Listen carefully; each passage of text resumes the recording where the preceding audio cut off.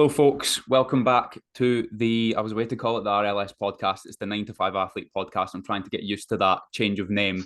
And after I've edited this, you're going to get a nice example of a intro music that I got a guy on Fiverr to do for me. I'm not going to be sticking with that intro because he completely did not get the instruction manual. I asked him to do a British accent and not make it loud and cheesy. And what did he do? American accent and made it loud and fucking cheesy. So I won't be going with that. But to introduce our guest today, we've got a man that I've been following on social media for a while.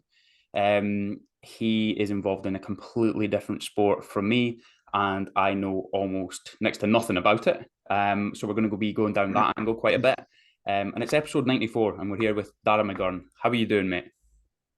Well, Ryan, how's things? Yeah, I suppose it's something new for me as well. Like I nearly am always talking about GAA and talking to fellow GAA people. So it's nice to suppose venture out of that and have a discussion with someone who is outside of that, and yeah, open up, I suppose, new conversations. And I suppose your listeners are going to be different to what I would usually be talking to as well. So it's something new, and I'm looking forward to it. Yeah, I think a lot of the people in Scotland have next to no clue about it. But I had a guy at my run club at the weekend there who said he was excited to hear what you had to say because he used to play when he was back home. He now lives in my hometown, and yeah, just never would have thought there was many people in Forfar that knew anything about it. My little old town. So, mate, where are you from? Where do you come from? Just a bit of background. Yeah, so I suppose I come from a small place in Ireland called Fermanagh. Yeah, like in terms of when people think of Ireland, Fermanagh is never the place that anyone would think of. And anytime I travelled, I was nearly embarrassed to say Fermanagh because no one ever knew where it was. But bit of context, I suppose, probably about an hour and a half down the road from Belfast, and probably an hour and a half from Dublin. So kind of up north of Ireland, but kind of towards the middle as well. And yeah, I suppose like within Ireland, you play for your county and you play for your club. So I play for Fermanagh, the county team, and there's 32 counties in Ireland, obviously, and then you play for your club as well, and there's 20 clubs in Fermanagh. So you play for the bigger team, and then you play for your community, which is Ballinalack for me, which is my club. Okay, no, sweet, mate. And I suppose we're going to get kind of into that as well because, as I said, like I know next to nothing about it other than the fact that you get 3 points for scoring the football-like looking goal and 1 point for scoring the rugby goal, and that's where Yeah. my kind of knowledge stops with that. But like, is that something? Have you played that since you were a kid? Have you played since you were young? Yeah, like I've played that since I was 5. You've probably, I don't know if you've come across hurling either. So A wee bit, yeah. there's two sports in Ireland. Yeah, well, two main ones are hurling and Gaelic football. So I would have played both of them from when I was 5 or 6, right up until 18, 19. But when I reached 17, 18, and I had to choose kind of one because I was playing at a higher level with the Gaelic football, I kind of had to drop the hurling. So yeah, Gaelic football's been the main one, and it's quite chaotic, and yeah, not many people actually know much about it outside of Ireland, and that's something I've realised. For us, it's like the most important thing in the world. Like honestly, for everyone who plays it, and is involved within it, it's always been the most important thing. And we probably get too caught up nearly in how important it is in our own lives. And people find that a bit mad because they don't even know what it is. But it is quite an exciting sport, and there's a lot going on, and it's very, at that higher level with the county team, it's nearly, we basically train and play as professionals, but you have to work as well on top of that. So yeah, we're a bit mad when it comes to it, to be honest. Yeah, it's funny because I did a gap year in Australia, and there's obviously loads and loads of Irish over there in Sydney, and I would Yeah. constantly be seeing these tops, and I'd be like, "What fucking football team is that?" Like, is that an Irish football team? But like, Yeah. I suppose it confused me. And where would you say it then compares to like actually like soccer in terms of in Ireland? Like, I know there's obviously a lot of people that like follow it, but is that then the biggest Gaelic football, like the biggest sport above hurling and football? Yeah, it's still the biggest sport above I suppose we call football soccer now in Ireland just because it's Gaelic football, and it just gets way too confusing when we're talking about Gaelic football and then football. So I refer to it as soccer in this, and that might, I apologise if that annoys anyone, but yeah, like soccer still, it's still quite popular in Ireland, like, but it's rare for someone to go down that route. Like we probably lose out on an extreme amount of soccer players in Ireland because so many of us are just completely focused on the Gaelic, and we don't really know. A lot of players don't probably know how good they are at soccer. You know, a few, to give an example, I suppose at colleges football, a few years ago, we probably had one of our most successful ever teams, not my age group, but a few years below, and they won like an All Ireland competition, which was pretty mad for our small county. And within that, two of the best players were really, really good at soccer and are now ended up playing Irish League soccer within Ireland. So it can sometimes, if a player is like really, really high level at soccer, they probably will go down that route because there's money in it.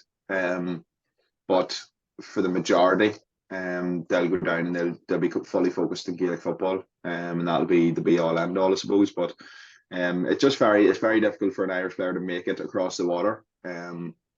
So the money in Ireland for playing soccer at Irish League is probably decent, but it's not massive either. So you'll usually tend to see players do a mix of both. So play soccer for maybe a few years and go back to the Gaelic as well. So there's a decent blend, I suppose, going on. Yeah, I was actually here this morning was speaking to one of my clients, and he told me that he listened to an interview with Neil Lennon not long ago, and he'd said that he'd played at quite a high level up until he was like 16, 17 or something, and then decided, yeah, you know what, actually, I'm just going to go and play soccer. And I didn't actually know that. And obviously, he's had a pretty distinguished career as a footballer and a manager. Yeah, it's pretty mad. Because when Irish players end up going across the water and making it big at the soccer, nearly everyone in Ireland has it in their head that they had never had anything to do with Gaelic football. And it's weird that way, but you just kind of think of them as like a famous person who's playing across the water, and they're Irish, but they're definitely no connection to Gaelic football. But nearly all of them play Gaelic football right until that age limit of 16, 17, where they're scouted by someone and then they go across the water. So it's still a massive part, I suppose, of their lives, and they probably still follow it when they're over there, and they end up coming home to watch, whether it's the All Ireland finals or whatever it is. But it's always interesting to hear that. I know, yeah, a lot of people tuned into that podcast with Neil Lennon and were kind of shocked at his views and how much passion he still had for Gaelic football, and he still had quite a good knowledge for it as well, which was cool. So you see that in a few, like even like Kieran McKenna, who's managing Ipswich now, is from where I'm from in Enniskillen, and like his brothers would play Gaelic football. One of his brothers would play Gaelic football. One of them would play soccer in Enniskillen. So it's cool seeing that as well, and how he's transferred over and is one of the elite managers now, and probably in England. Yeah, 100%, mate. The question that I wanted to ask you, I suppose it's like almost like a dummy's guide to Gaelic football. Like, how would you explain it to someone that did not have two scoobies about what actually is involved? So I'd always try and explain it with like a mix of sports. So like it's a wee bit like rugby in that there's contact, but not as much. Like in rugby, you're allowed to just pull someone to the floor, and in Gaelic, you have to kind of tackle the ball. You can still be quite physical. You can shoulder someone, shoulder to shoulder, with a lot of force, and you can go in hard and tackle the ball, but you're not allowed to pull someone to the ground. You're not allowed to be overly aggressive. Then in soccer, I suppose I don't think there's that many comparisons with soccer apart from the fact the ball is just round, because we can have the ball in our hands. So you have the ball in your hands, you're allowed 4 steps. After 4 steps, you have to take a bounce or a solo, and you can't bounce the ball twice in a row. So you can solo the ball as many times as you want, which is basically just kicking the ball back into your hands. But you can only bounce it once in a row. And then there's 15 on 15 players, and all 15 players can go wherever they want in the pitch.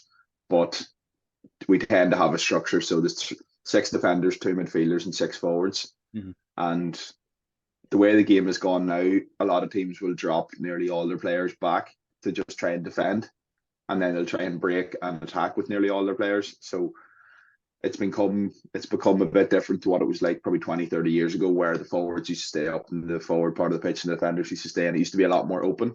Yeah. But now obviously it's a lot more tactical and a lot more breaking down to be done. So as you mentioned earlier, when you kick the ball into the net, you get 3 points. And when you kick the ball over the bar, you get 1 point. So a lot of games will tend to have very few goals and will tend to have a lot more points. And just it's very hard to break down 13 or 14 defenders to get a goal. So games could end up, 1 goal and 9 points to 2 goals and 12 points or something like that. Yeah, and there's 15 on the pitch, as I mentioned, and you're allowed 4 or 5 subs. I don't know if I've explained that well enough, but if there's anything else you have, mate. I think the best thing that I did was actually just go and watch like some stuff on YouTube. It kind of made things make a lot more sense. Like I'd watched a bit of Aussie Rules when I was over in Sydney, and I suppose like there's a lot of similarities. Yeah, Aussie Rules is definitely one that has a lot of similarities, and in fact, like over the last 15, 20 years, players have been scouted from Ireland to go over to Aussie Rules. So, there's probably, I'm not sure how many Irish players are over there. There might be 7 or 8 at the minute, if not more. But players will be scouted by Australians to go over and play professional over there and get paid for it. So that's pretty cool as well. And it's just because I suppose the physical demands of the game are very similar in terms of, running demands, physical demands. Like the stature of the players over there wouldn't be too dissimilar to the stature of the players over here. So Aussie Rules is probably a wee bit more physical in the fact you can just absolutely smash someone to the floor if you want. But again, there's still a good bit of skill involved in Aussie Rules as well. So in terms of the kicking side of things, that's probably the toughest transition that players find is trying to get used to that oval ball and being able to kick it in a straight line straight to someone's chest 9 times out of 10. Yeah, it's I actually feel almost quite bad thinking back to it. Like I was at the MCG in Melbourne watching a game. There's like fucking 90,000 people there, and I was barely even watching the game. Like I should feel embarrassed. This like a lot of people, if you say that to them, like, you were where you were at the MCG and you actually like didn't really take it in. It's alcohol related, is why I probably didn't take it in. But change now. So then, what actually then makes a good player, like physically and athletically? What makes a good player? What makes a good Gaelic football player? Good question. I suppose a good player, like you need to be able to cover ground within Gaelic, the way it's gone. So you need to have quite a good engine, but to be one of the top players, you have to combine a good engine with a lot of speed and power and an ability to change direction and make decisions fast on the pitch. So physically, you want to get to a really high level in terms of your speed. But we're seeing it a bit more now is the athletes who are able to change direction. And I suppose not just change direction, but perform, I suppose, be agile. So react to a stimulus and, depend, like a lot of the time as a forward anyway, you're going to have someone tracking you. You're going to have a man marking you. So you need to be able to lose that defender. And so, yes, you need to be very strong and you need to be able to get in, tussles or whatever, but you need to be able to lose him with a sidestep or a sharp change of direction, the opposite direction. And that also comes with the ball. So a good player, a player can be really fast, but when they line their man up 1v1 to try and beat them, speed isn't always just going to do it for you. You need to be able to, I suppose, sidestep a man. You need to be able to change direction sharply. You need to be able to solo at top speed. And then you need to be able to kick a ball while running at 80 or 90% of your speed as well, which is another skill that athletes need to possess. So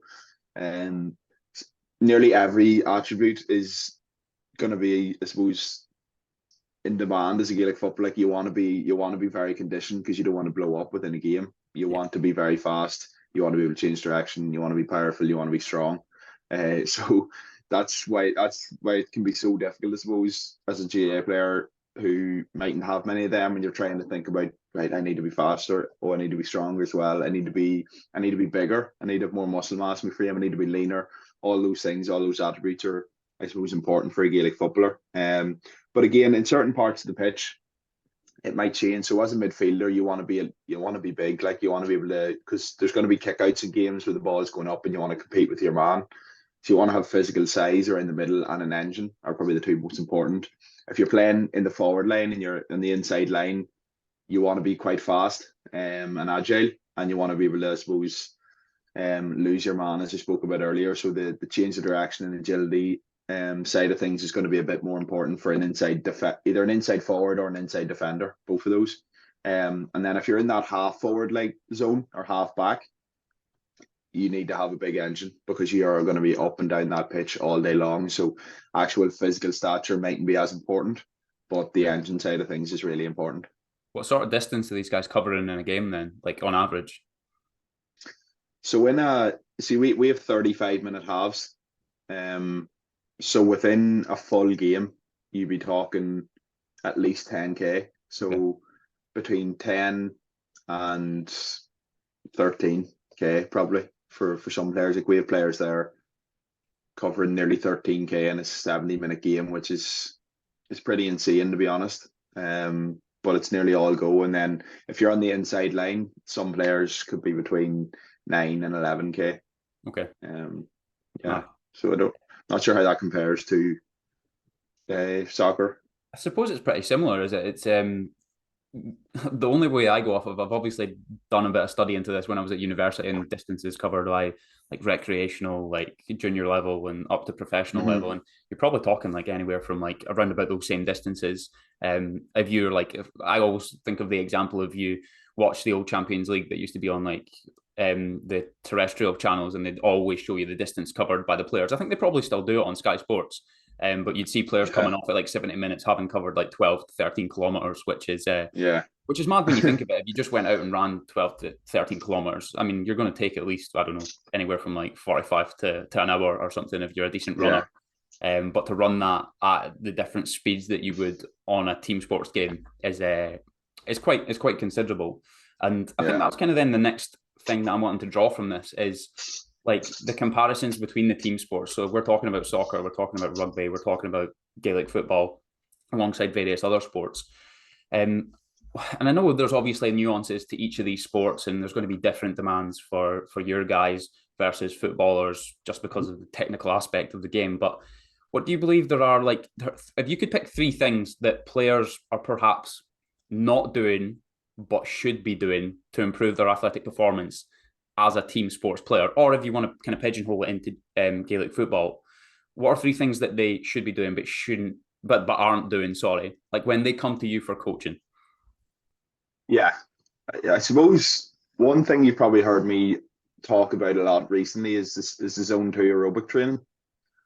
I find within GAA anyway, from my experience, like conditioning is nearly always has to be really tough. Like it's nearly always you need to be, lying on the floor, gasping for air at the end of all running sessions. You need to feel like you've done something difficult. But what you lose out on there is just pure aerobic based training, like building that engine. Like the wider you build that base, the more you can stack on top of it. So, and players always complain to me about, I'm doing all this fitness training, I'm training all the time, but I still don't feel fit, and I just think it comes down to that. Like success leaves clues in conditioning based sports like running, whether it's a 1,500-meter athlete or a marathon athlete. Like a lot of their training is going to be in the lower zones, and a small compartment of it is going to be in the higher zones. So I just think it's the better your, I suppose, aerobic base is, the better you can actually recover from high intensity efforts. And that's the part people can't seem to understand. Because you're building more and better efficient mitochondria to be able to, I suppose, utilize that energy. So that's probably one thing. The next thing is actually just basic plyometric work, like building up a foundation and a base and capacity in the tissues of the lower limb to be able to impact and contact the floor. So many athletes, they might do box jumps or they might do broad jumps, but they're not getting that extensive stimulus in of, again, it's low intensity plyometrics that I'm talking about, building that base, building that capacity. So that's one thing would work on with my athletes in the off season is building that up, building that foundation, so that it's another issue, I suppose, in the GAA is cramping and athletes not being able to stay in for games. And I believe that's probably coming down to that. A poor relationship with the floor in terms of their feet, in terms of how much load they've built up with plyometrics. So that's probably the second thing.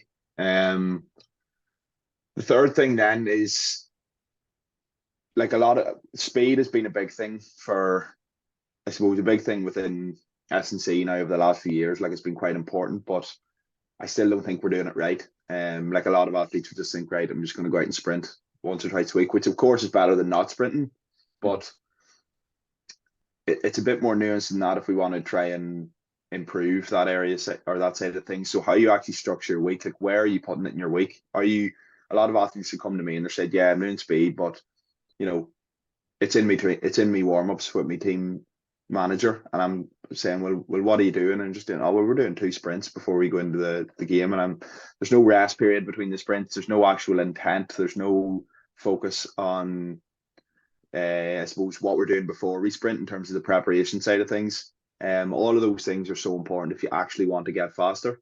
And one thing that I have introduced over with my athletes when they come to me is an actual, like, preparation with purpose, which is something I've learned from Alan Murdoch working with him.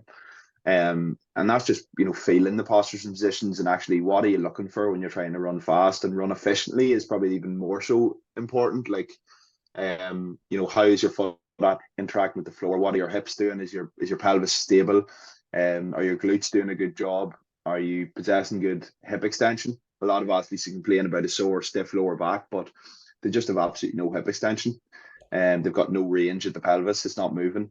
So yeah, that's probably another thing is dialing in with your preparation before speed, taking adequate rest periods with speed, not having to go hammer and tongs every time if you are a bit fatigued. So learning about how you structure your week to prioritize that, and learning that, sometimes your CNS will be a wee bit fatigued on days, and that's the time you pull it back with speed. Yeah, mate, I couldn't have said it better myself. I think athletes are very good at going and knocking their pan in and going, I'm doing hard work, mate. Like, I just done all these sprints.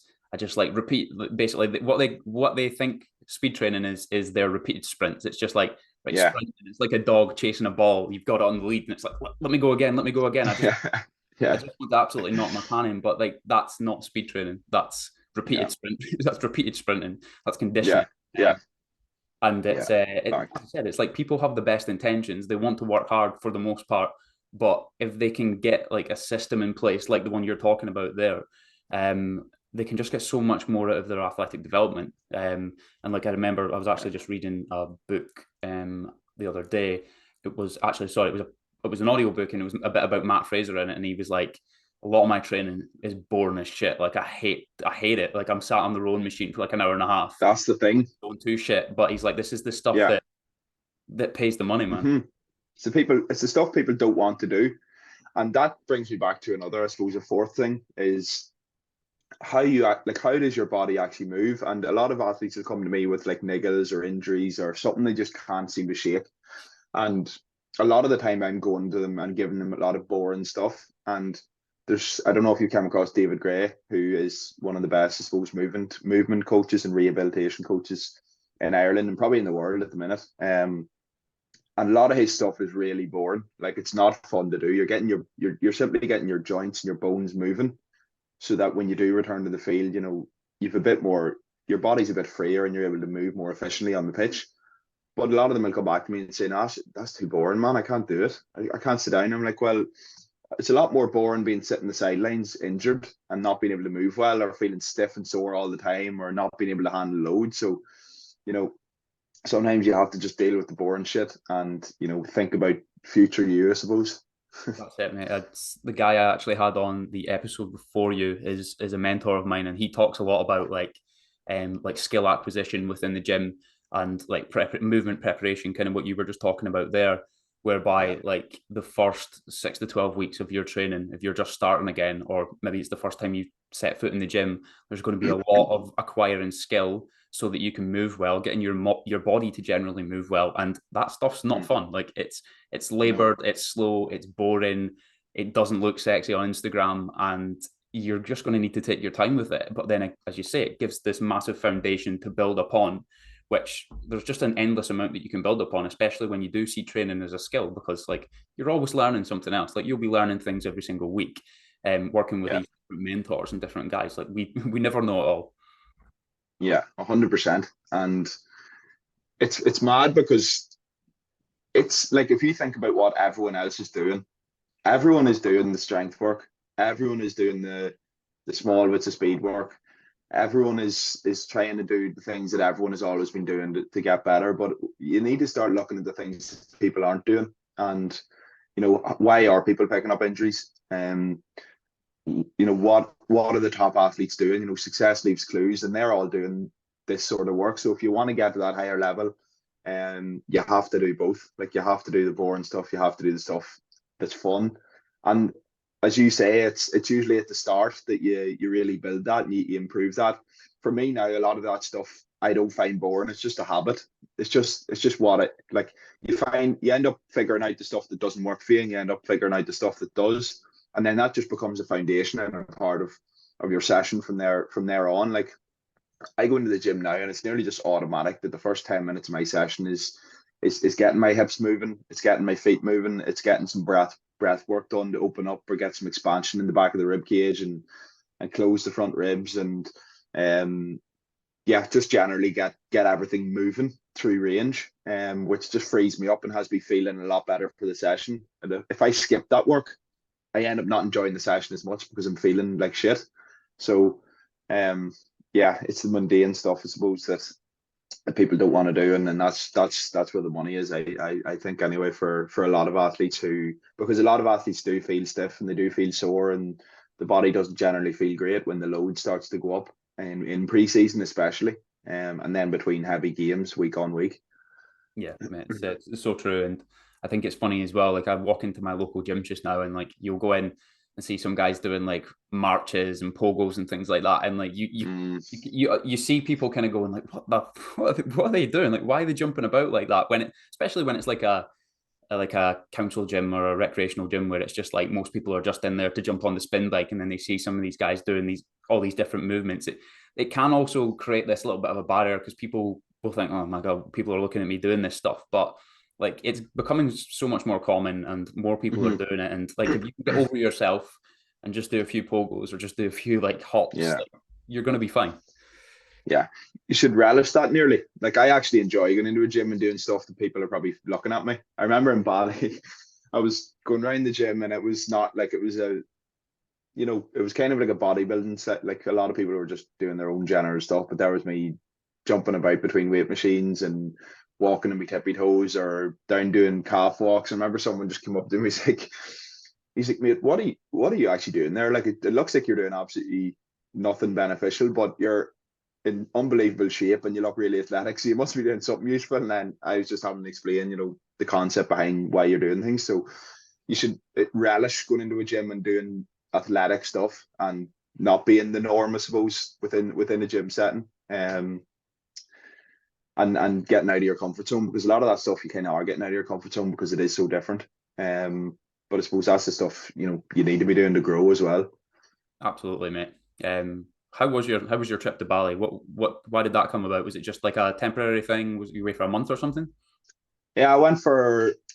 You see, our club season would end around the end of October, and I had been injured for a long time, so our county season, then pre-season, would start towards the end of November. So I just thought, I have 2 months here. I can work online. I'm getting out of here, and I'm going to go and not have questions coming at me all the time about why you're injured or when you're back or all that, because that was taking a lot out of me mentally, having to, I suppose, answer that all of the time. So to get away, the environment in Bali, to be able to train, there was no drinking, there was none of that. Like I was just purely enjoying life. The weather was brilliant. The gyms were the best gyms I had came across. Ice bath, sauna, everything involved. Really good community as well of coaches.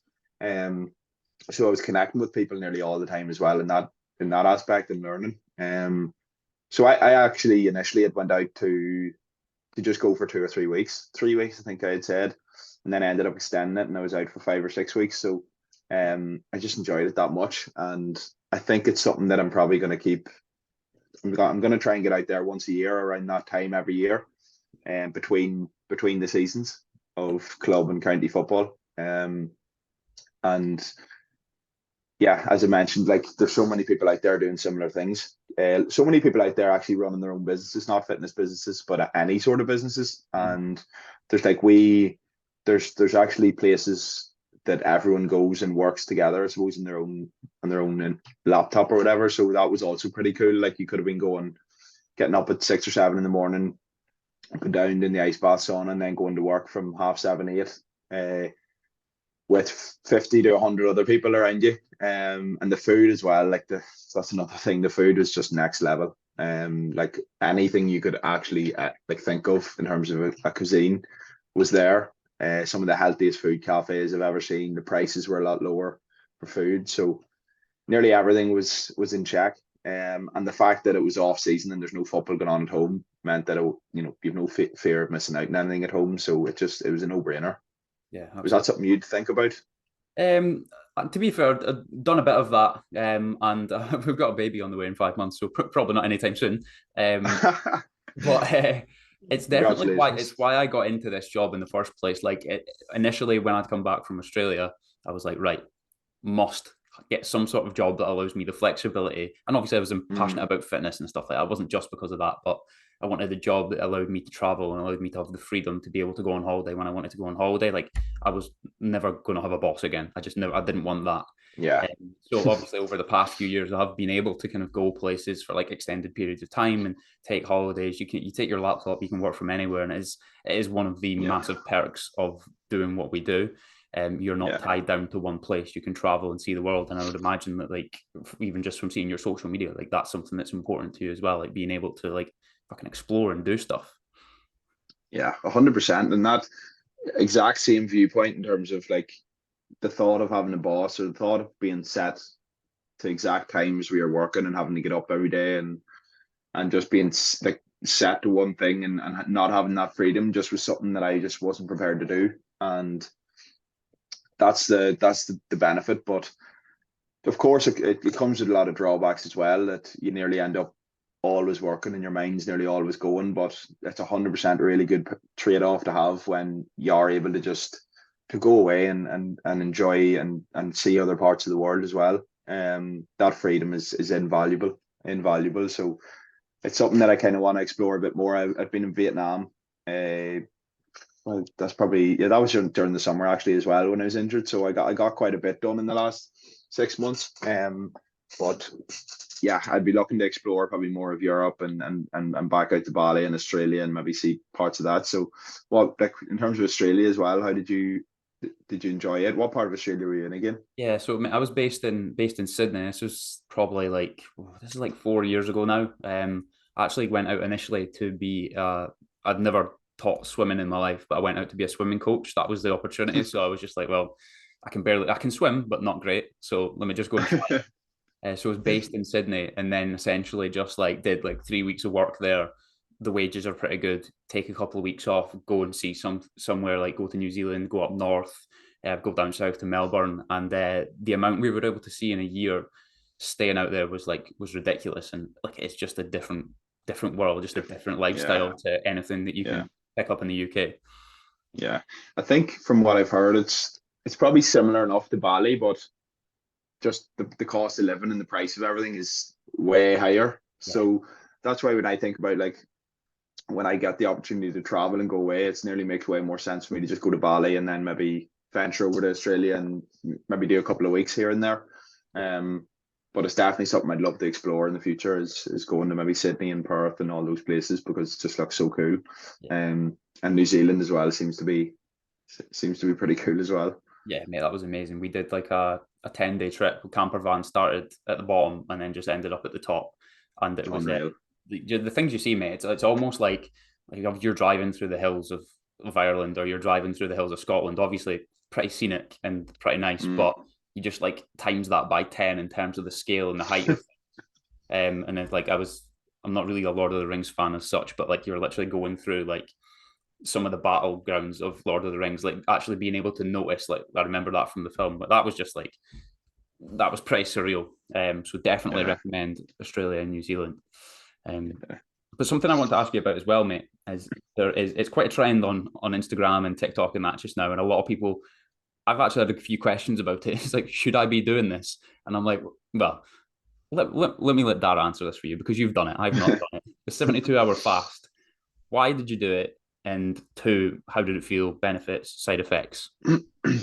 Yeah, so this came about from one of the communities in Bali. So some of the lads that were involved in the gym just, was saying, right, it's a lot of what people do in Bali is like all health focused. So everything is there's always these things going on where they're trying to improve their health, and fasting is obviously it's been proven at this stage to have good impact to your health. So they obviously said, right, we're doing a 72-hour fast. We created a group chat. He said, do you want to jump in? And I just thought, it's always something that I've like wondered about. Like, like, is there actually that many benefits? And so I just thought I'd do it for myself and find out. A lot of the benefits that you get are like that are claimed, I suppose, within 72-hour fasts, or from the autophagy benefits, which is basically just an internal clean out from the inside. So you can't really know if that actually happened or not. Did that happen? I'm not sure, but I wouldn't say, like, people think, oh, you lose a lot of body fat as well and stuff. And I did, like, I looked really lean after that 72-hour fast, a lot leaner than I was before, but those weren't long lasting benefits. Like, within a week or 2 weeks, I was nearly back to looking what I had looked like before. So that side of things I wouldn't be harping on about and encouraging. And I also find it can, if you're someone who already has maybe a poor enough relationship with food, I don't think it's a great option either. I also was in the luxury of, I was injured and I wasn't doing a massive amount of training, so I was able to take 3 days of just kind of working in the business and doing nothing for that period. But I wouldn't, like, it's definitely not what everyone claims it out to be either, I don't think, anyway. So it was a good experience, and I did, there was definitely small benefits from it. I could feel like a mental clarity and focus after 2 or 3 days. Hunger levels had went down. I had realized that a lot of the time throughout my day, when I'm always thinking that I really need to eat food, that it's procrastination, and a lot of the time my body isn't absolutely crying out for food. So that was one thing I had learned.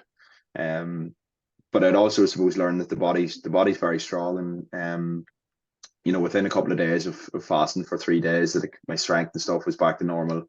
A lot of those things were back to normal. So, yeah, like, I'd be lying if I sat here and said it's something that everyone should do. I don't think it is. But I do think it's something, if you have the time, if you have the energy, if you have 3 days to be able to take off from training, it can be a good reset and it can be a good clean out. And I did feel quite good from doing it. Like, I must say that. But there is, like, extreme benefits that people are claiming. I suppose, like, in terms of what you were wanting to know, do you have any, like, things that you think you would be inquisitive about in terms of what the benefits? Yeah, I think for me, like, well, a lot of the guys I work with are athletes as well, and some of them had been asking these questions off the back of maybe seeing some sort of like little clickbait video on TikTok about the benefits of it. And these guys are perhaps then in season where they're playing, like, they're training Tuesday, Thursday, playing on a Saturday, maybe even an extra game, and they're asking me about a 72-hour fast. And I just returned the question as when are you going to do that, and when is that going to be beneficial? You need carbohydrate. Well, you pretty much need it to perform on a Saturday or one of your training sessions. So if you're going to take 72 hours out of your week, it's just not going to happen. Like, I think if you're going to try something like that, think about a slightly smaller time scale. Like, think about, okay, just your standard kind of fast from like 5 to 1 the next day. Like, maybe you can try that. That'll be fun. or maybe even a 24-hour fast, but 72 hours, absolutely not during the season. Yeah, and something like where people don't realize is like you get decent benefits in terms of just your gut health from fasting on a daily basis. So like even something as small as 12 to 16 hours, nearly most days, where you're just giving your body the opportunity to reset. And um you don't want to be obviously just bombarding your stomach with food all of the time. So having smaller fasts like that built into your day is a good place to start. Then experimenting with maybe a 24-hour fast once a month, building that to 36. And then maybe if you did have time, once every year or once every 2 years, you could do a 72-hour fast. But as an athlete, I wouldn't even recommend a 24-hour fast if you have games every week. I just don't. You're not gonna get that many benefits from it anyway, and you're gonna deplete yourself, and your ability to recover between sessions isn't going to be there. So, one thing I suppose I like, there's a lot of claims about its ability to heal the body, and if you have any injuries, you have any sicknesses and stuff, a lot of people claim it'll clean that up, and the body will just go into a complete regeneration phase, and it'll cure injuries. So I was kind of curious about that when I had the hip and groin injury.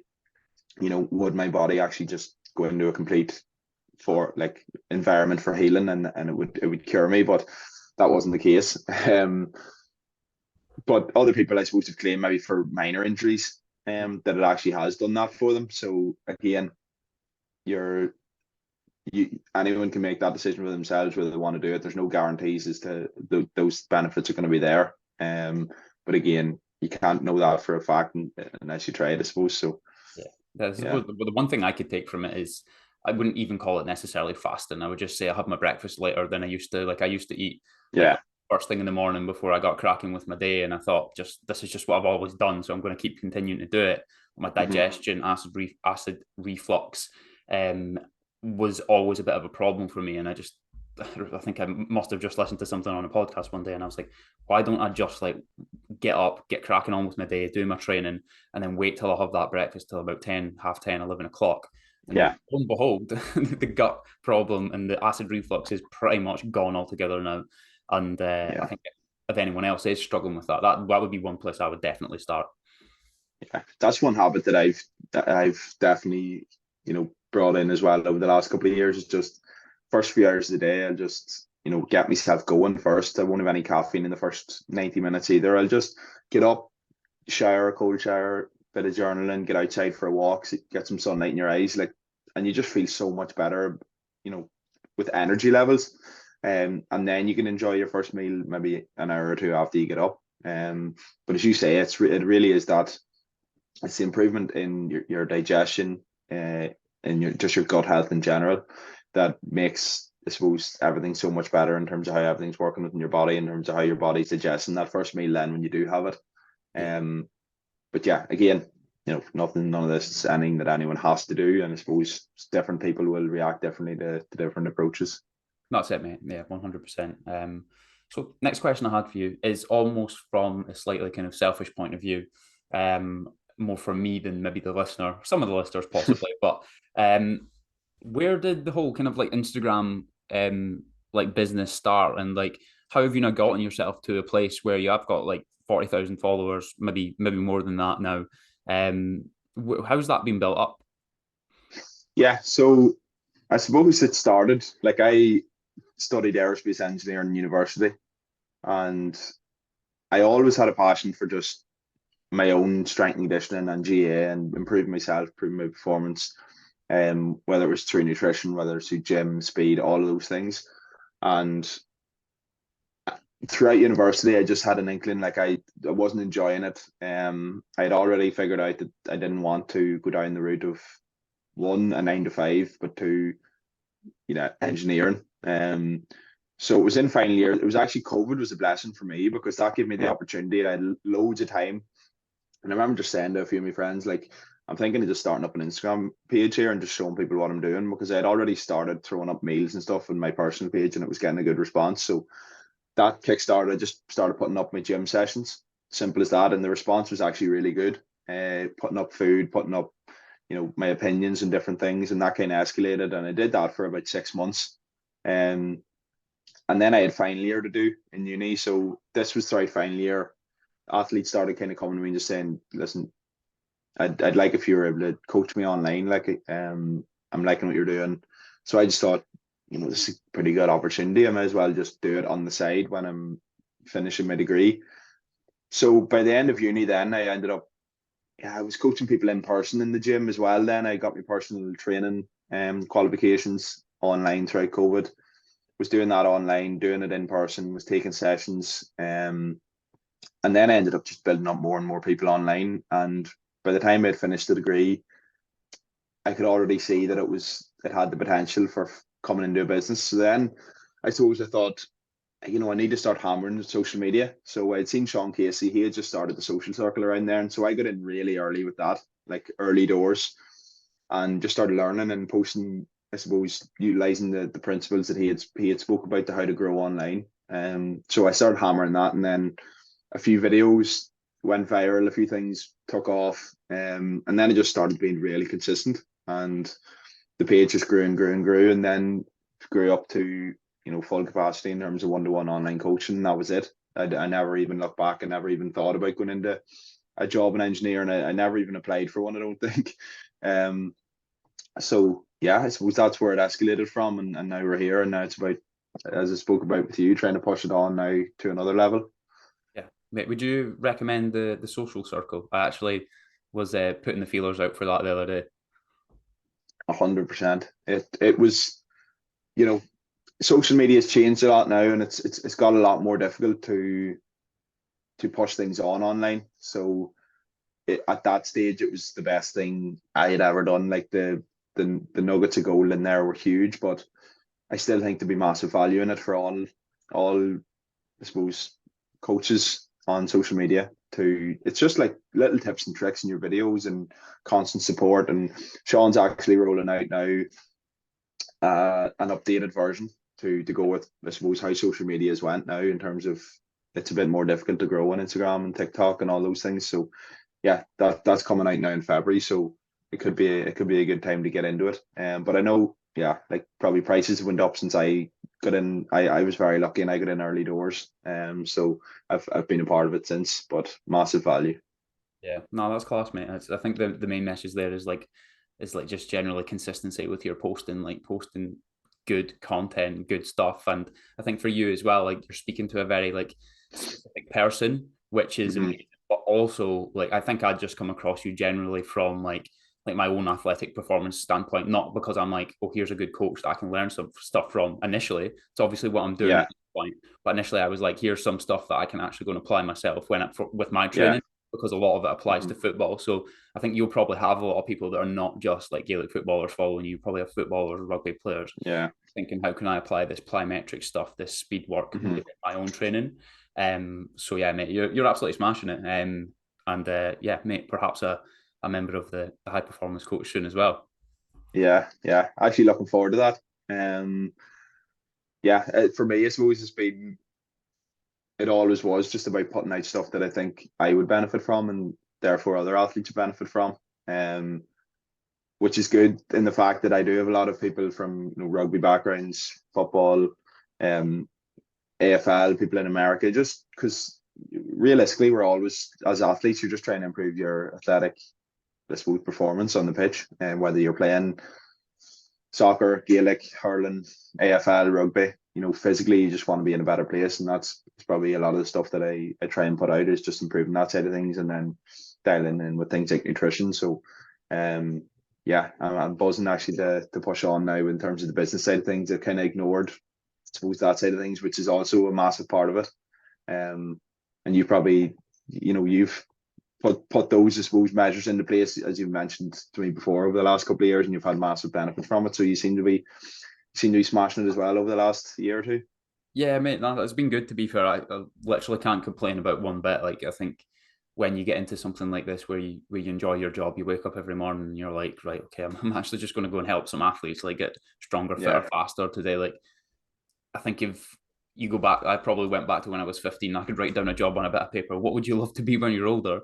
Like that would probably be it. So it's Yeah. pretty fucking cool. Like you never know it's going to manifest itself as like an online coach, but I'm always pretty grateful for where I've been able to get to in the job that I do, and it's makes work easy. It does, big time. And I'm the exact same. When I was younger, if I had it written down something I wanted to do when I was older, it nearly would have been just, I probably would have did it and laughed out loud and then been like, well, that's not going to happen. So yeah, sometimes it's good to look back and actually think, I'm actually in a place here that I always wanted to be. So you kind of have to be proud of what you've done as well, and enjoy what you're doing and be grateful, I suppose, too, because not everyone has the luxury of being able to do something like that, and wake up every day and actually have motivation and that you're going in to do something you're passionate about.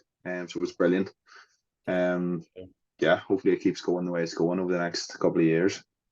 For sure, mate. Well, that's us pretty much at the end, mate. And I'm not sure if this guy's made me an outro.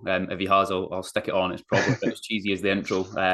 But mate, massively appreciate your time. That's been really good talking to you. We've got a lot out of that. So if anyone does listen to the podcast, please give it a share. Tag me, tag Darragh, and stick it on Instagram, stick it on Facebook, whatever you want to do. It would be massively appreciated. Thank you very much, guys. Thank you.